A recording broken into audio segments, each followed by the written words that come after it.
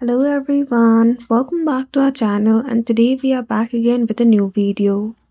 So in this video, I will show you how can you easily turn off the voice speed on WhatsApp.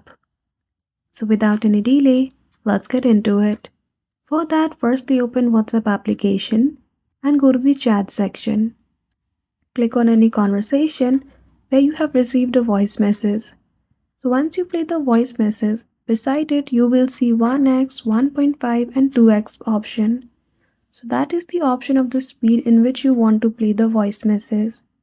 So you cannot turn this off. It is a setting which allows you to listen to a voice message quickly.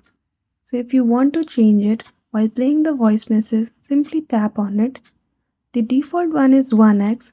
If you want to increase it, change it to 1.5x by clicking on 1x. If you want to increase it more, again click on it and then it will be turned to 2x speed. So that's it. I hope you found this video helpful.